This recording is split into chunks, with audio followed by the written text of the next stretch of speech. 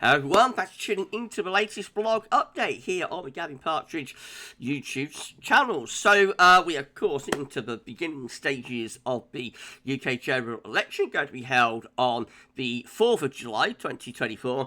And so we are pre-dissolution of Parliament. So as I said, the very early stages of the general election campaign. And a couple of people have asked me how reliable the opinion polls are, at the beginning of a campaign versus where we finish up at the end of a general election in terms of the results. So I thought we'd have a look at a few of the more interesting general elections over the past few years, but big change elections of 79 and 97 and 2010, and also a few of the in-between elections where the polls did go a little bit wrong on occasion. So sit back, relax, enjoy. We're going to look at some historical polling data, and I shall get on with that for you in a moment. Just say that if you're enjoying the vlogs on the channel, please do like, share and subscribe. Make sure you're doing that during the general election. I'm planning to bring you virtually daily vlogs going through the opinion polls, on a nightly basis. But tend not to be many opinion polls on a Friday being released, so the next sort of polling roundup will probably be tomorrow evening. Might be quite late looking at all the opinion polls that will be coming out in the Sunday papers, and they get released, through the course of the Saturday evening. So that's probably going to be the next vlog for you in terms of going through the opinion poll. But I thought this would be an interesting one to do at the start of this general election, just to see how reliable these opinion polls are, versus where you start at a general election to where you finish up. So, of course, at the moment, we're just 2 polls in. Since the general election was announced by Rishi, he announced that on the 22nd of May, and since then we have had 2 polls, More in Common and Technique, giving Labour a 17 and 26% lead, respectively. Absolutely massive. So if we look at the poll before that, we've got YouGov with a 25% lead, Summation 21% lead, Delta Poll 22% Labour lead, Redfield Wilton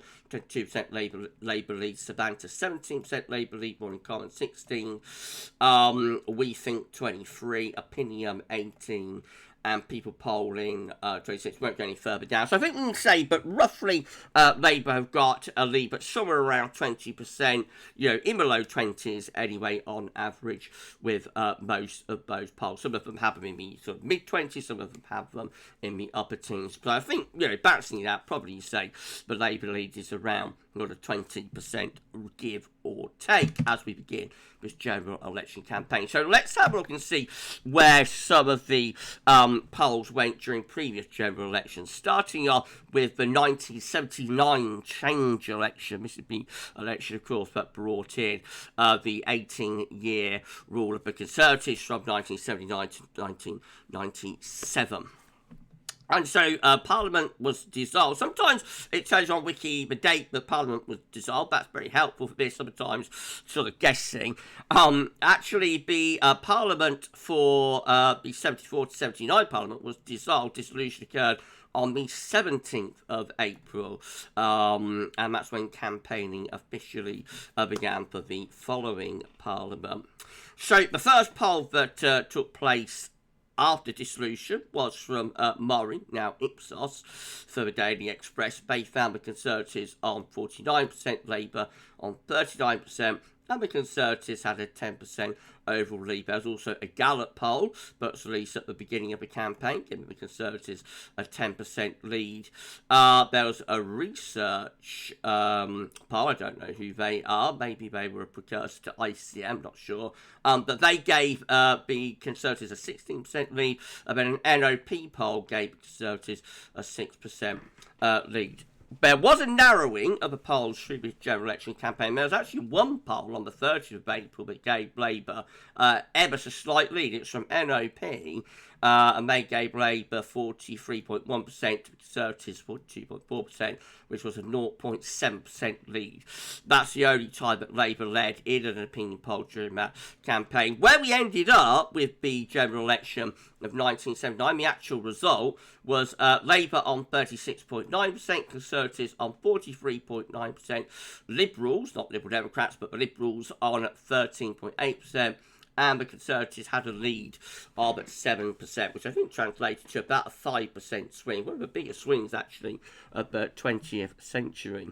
So, not a bad starting point, I don't think, perhaps overstating the Conservatives ever so slightly, but within the margin for error. Remember, there is a 3% margin of error within any poll, so just about within the margin of error. I think the polling performance was pretty decent, actually, from the beginning of the campaign to the end of the campaign for that particular election, albeit, as I say, there was a narrowing that most of the polls has picked up on during the middle of the campaign, around the end of April, start of May. There was a slight narrowing of those polls, and then, towards the election day, which took place on the 3rd of May, by the way, there was a swing back to the Conservative opposition again. But overall, I think a pretty decent performance there from start to finish. Not a great change from the beginning of the campaign to the where the result was. So that was a pretty decent polling performance. Now, we have 1992. Now, this is where the polls went somewhat awry, and we don't get the date of dissolution with this, but I think, so the general election took place on the 9th of April. I think dissolution happened sometime in the early part of March. I think it was about sort of a 4-week campaign, something like that, so probably during the first week of March. And you'll notice we're trading red and blue here between very narrow Labour leads and very narrow Conservative leads. More red than blue, it has to be said. Most of the polls at the beginning of the campaign were indicating a slight Labour lead, although mythology now has it, but the pollsters were going for a big Labour win, and the Conservatives were going to be hammered. It wasn't like that at all at the time. It was if Labour were going to win, it was going to be very, very, very narrowly, and but all talk really was of the hung Parliament, with Labour being the largest party and maybe doing deals with the now Liberal Democrats, of course. So we see, for example, let's say from Harris here on the 13th of March, they had Labour with a 1% lead. Murray found Labour with a 5% lead, but Harris then gave Conservatives a 3% lead. Then ICM gave Labour a 5% lead, NOP gave Labour a 4% lead, Gallup gave Labour a 2% lead. Very nip and tuck, very, very nip and tuck throughout the campaign. Most of the pollsters did have Labour with a small lead. The biggest Labour lead was actually this one from Murray on the 29th of March, giving Labour a 7% lead. In the opinion polls, 42% Labour, 35% Conservatives. In the end, we finished up with a Conservative victory of 7.6%, and there wasn't really any side of it with any of those polls, but the Conservatives will win with such or by such a significant margin. 42.8% Conservatives, 35.2% Labour. The big question is whether the campaign is what swung it for the Conservatives, or whether the Conservatives were always in the lead and the pollsters just weren't really picking up on it, except in these, polls that have the Conservatives narrowly ahead occasionally. But definitely that is one of the elections where the polls were out, they were wrong, and, Conservative supporters now will be looking back at 1992 and hoping that that is the case this time, of course. But, they're further not ahead, but they've got a bigger poll share now than is being indicated. Now, the next time we had a change election was the following election, 1997, Bishop of Labour landslide election, of course. So, again, we don't have a date of dissolution, unfortunately, but I remember it was a very long campaign that we had for this election. So, the general election took place on the first day of May, 1997. So, I reckon that dissolution would have been sometime around the middle of March. I remember it was a very, very long campaign that we had that year. Now, let's take it from around here anyway, the last sort of, or the second half of March. So, regularly we see Labour with massive leads of over 20%. At this point, we've got a Mori poll here with Labour on 27% lead, Conservatives 28, Labour 55. We've got a Harris poll with 28% Labour lead, 56% Labour and 28% Conservative. We've got a Gallup poll, which gave Labour a 21% lead. ICM at the time always had a slightly narrower Labour leads, actually. So we've got an ICM poll here for The Guardian that had Labour significantly lower, around a 14% lead, 46% Labour, 32% Conservative. Still a massive lead, but, you know, lot less than many of these other polls. The 17th of March, as a Harris poll, has Labour... that's what Harris poll has Labour with a 31% lead. There was a very dramatic poll as the campaign went along. Midway through the campaign, a very dramatic poll appeared, which was this one, just here, ICM, that gave Labour just a 5% lead. I remember that really sent shockwaves all over the political world. Conservatives got up to 37% and Labour were down on 42%. And, you know, was that the day the polls turned? Well, as it turned out, no, it wasn't, because very quickly, large Labour leads were re-established. And the next ICM poll on the 25th of April gave Labour a 15% lead, went up by 10%, 32 Conservative, 42% Labour. And, you know, that's just going to show you that you'll always get outliers. Polling is very similar to what I do for the day job, really, you know, for weather. Looking at weather models, within weather models there'll always be outliers and things that are doing something slightly differently occasionally, and you get that within opinion polls as well.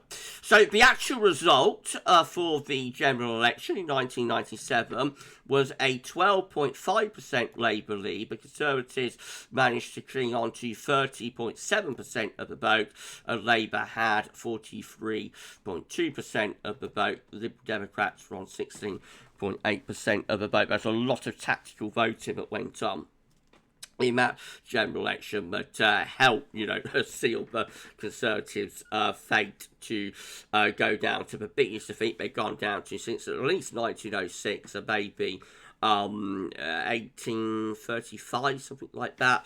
It was a big drubbing, but you'll notice that the lead was probably a little bit less than many of those pollsters had it for Labour. So, you know, most of the opinion pollsters have the Labour lead at least in the mid to upper teens, if not around the low 20s, especially at the start of the campaign. So I think that is an example where the polls were definitely within the right direction, but there was an overstatement of the Labour opposition that was going on there.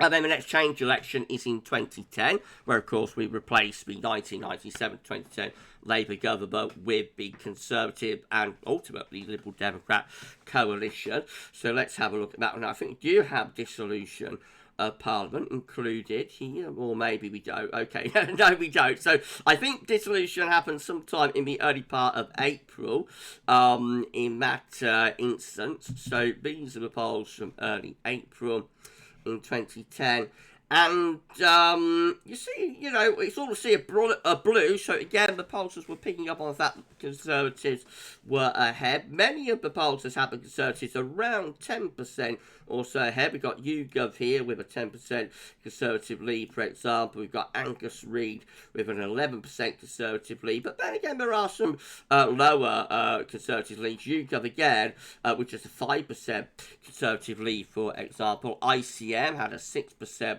Conservative lead. So at the beginning of the campaign, around the start of April, the Conservative lead was probably somewhere around 6 to 10%.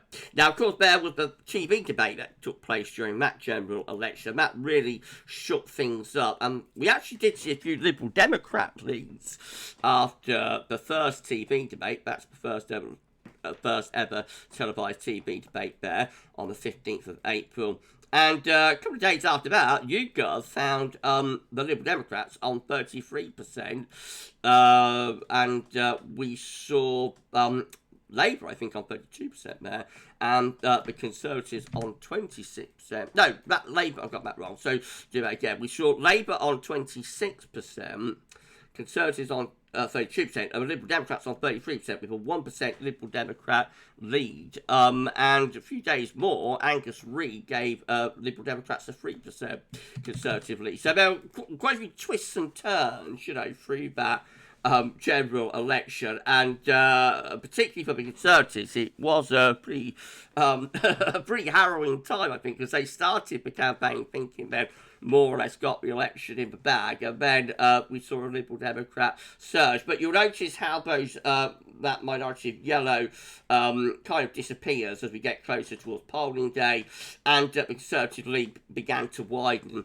through the latter part of the campaign, particularly after the third TV debate, which happened on the 29th of April. Then we started to see slightly larger Conservative leads being re-established. Congress, for example, gave Conservative 10% lead just there. In the end, we finished up with a 7.2% Conservative victory. So Labour were on 29.7%. I think the only time... No, they did also poll under vote second in 1983. But the second time, I think that is, Labour has polled under 30%. Conservatives were on 36.9%. So basically 30% to 37%. And Liberal Democrats on 23.6%.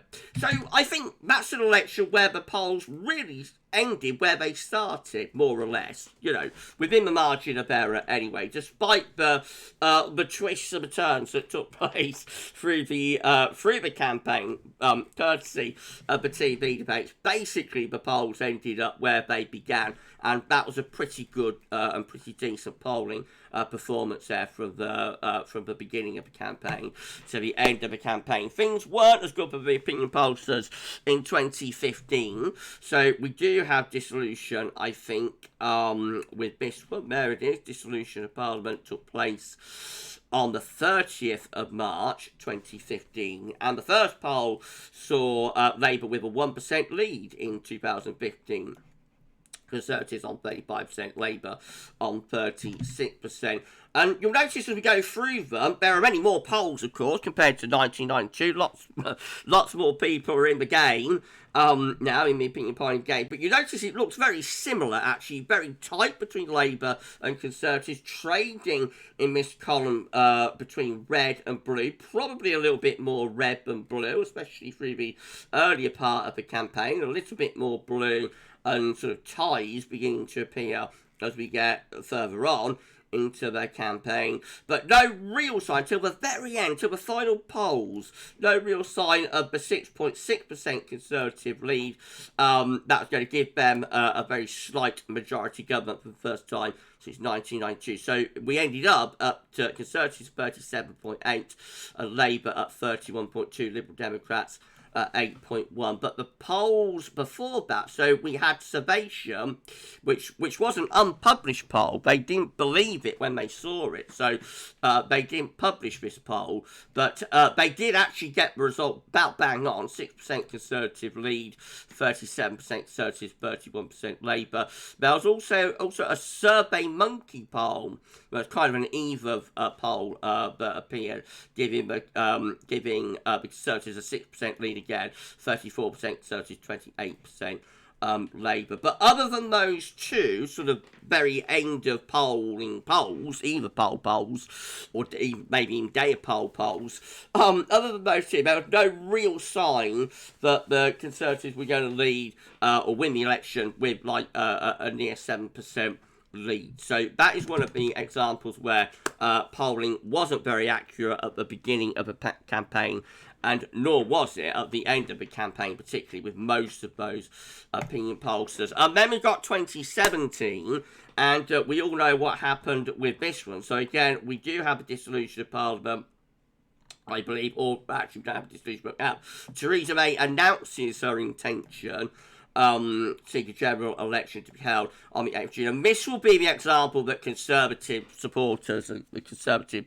party is trying to hang on to, despite the fact on this occasion it was against them. But they'll be hoping that there's a repeat of this during this general election, because the first poll that appeared after Theresa May announced that she was going to be seeking a general election on the 8th of June was ICM, and they gave the Conservatives a 21% lead over Labour, 46% Conservative, 25% Labour. There was also a YouGov poll that gave the Conservatives a 48% lead, and Labour had was on 24%, I should say, with the Conservatives having a 24% lead. Absolutely enormous Conservative lead. So it means Comres gave the Conservative 50% at the start of the campaign, 25% to Labour. That was a 25% Conservative lead. And then it all just started to narrow and narrow and narrow and narrow. And although we barely saw any red, but we did get one poll